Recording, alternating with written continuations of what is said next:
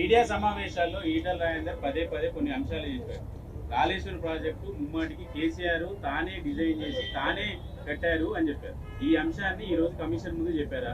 ఇది cabinet overall నిర్ణయం, దాంట్లో మంత్రుల ప్రమేయం ఉండదు, ఇది టెక్నికల్ టీం తీసుకునే నిర్ణయాలు చెప్పినట్టు తెలుస్తుంది. అంటే మీరు కేసీఆర్ ని రక్షించే ప్రయత్నం చేస్తున్నారు. నేను చెప్పడం కాదు చారి, కేసీఆర్ గారే వందల సార్లు బహిరంగ సభల్లో ఏం చెప్తాడు, మీతో కూడా చాలాసార్లు చెప్పుకుంటాడు. Brain child of KCR, Kaleshwaram project సృష్టికర్త కేసీఆర్ అని చెప్పి తాను చెప్పుడు, నేను చెప్పడం. మీరు కమిషన్ చెప్పారా మరి ఆ విషయాన్ని?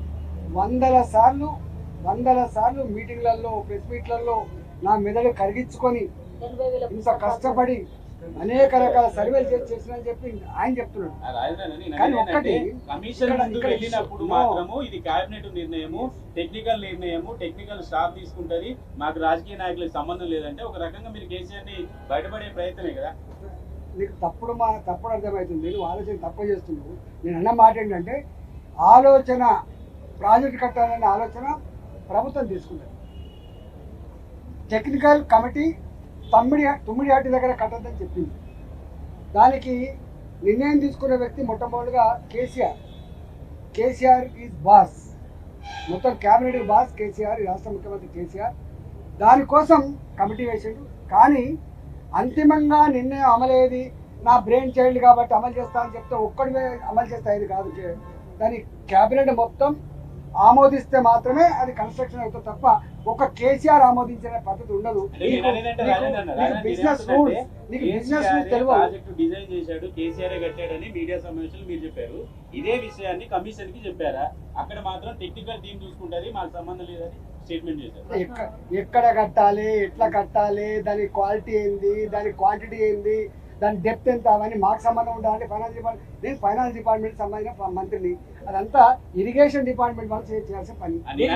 మీరు మీడియా సమావేశాల్లో బీజేపీ పార్టీలో చేరిన తర్వాత చేసిన స్టేట్మెంట్ ఏంటంటే, కాళేశ్వరం నేను దగ్గర నుండి చూసినా అంత కేసీఆర్ చేశాడు, కేసీఆర్ కట్టాడు, ఇంజనీర్లు లేరు, ఏం లేరు అని చెప్పారు. తప్పు. ఇది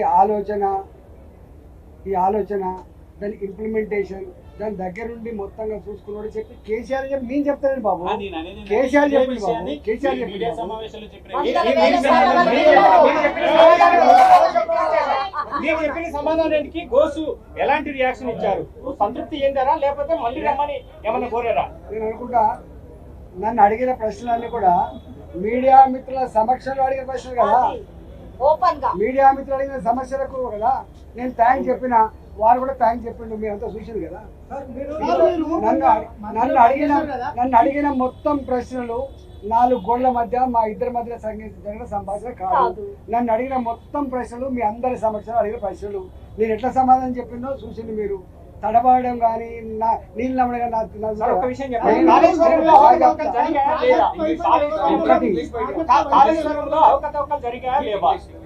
మీ దృష్టికి ఏమైనా వచ్చాయా?